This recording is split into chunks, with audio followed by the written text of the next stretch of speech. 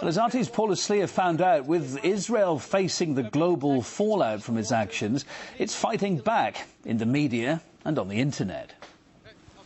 The battle over the Gaza flotilla is still raging in the world's press, and while the Israeli government is hoping YouTube and Twitter can help restore its reputation, the troops it sent into cyberspace are relatively few. This woman and 4 soldiers under her command. When the flotilla disaster struck, they posted this footage filmed from an Israeli naval boat alongside the ship. It shows passengers beating up Israeli troops. This footage was filmed from a chopper above and shows the commandos on board. Nearly 2 million people watched the videos, making them the 2 most popular hits on YouTube this week. But not everything goes right for this new media division of the IDF, like when it posted this photograph of equipment on board the Turkish ship. A blogger called up the information for the picture, and you can see it says 1998. We looked into it. It turns out that one of the photographers who was there, the camera had a technical problem, and the internal date wasn't set properly. But you can see in our videos the same equipment being taken right next to the Mavi Marmara. So the question as to whether or not these pictures are actually authentic, I think the answer is pretty clear. But some critics won't let Israel get off the hook so easily. Israel is in the business of manipulating public opinion. It's been in that business, for 40 or 50 years.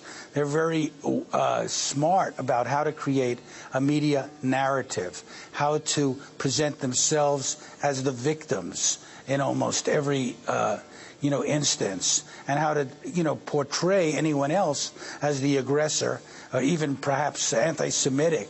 Israel's battleground has shifted from the Mediterranean to digital data, and they know it, which is why immediately after commandos stormed the flotilla, the Israeli army tried to block all forms of communication, but their plan failed, and the cameras on the boat successfully transmitted images throughout most of the takeover. If you look at the Israeli media, the way they describe it as lynch, or that the Israeli soldiers were ambushed, they are now mocked by the entire international community. Since Tuesday, the IDF has uploaded 15 new videos. It includes footage from the incident, arrests, confiscations, and interviews with wounded soldiers. But many Israelis feel their government and army is not doing enough to put across the Israeli point of view. This is why hundreds have taken to the streets of Tel Aviv to try and get their voices heard. Their message was one of support for their soldiers and a call for Turkey to deal with its own problems before condemning Israel. But very few international networks carried this demonstration, leaving people here feeling even more isolated by an increasingly hostile world.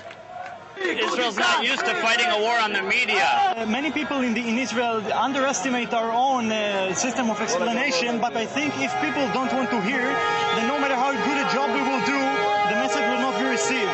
The media comes from all around the world and presents it in a dark light, where it's obvious that you can see it in a different light. If you come and you meet the people and you talk to the people, you'll see it's not like that. The word flotilla has been tweeting around cyberspace for days now and is likely to continue for a few more as 3 more ships head for Gaza. In the never-ending battle for truth, the war over who is right and what is wrong is unlikely to abate anytime soon. Paula Sleer.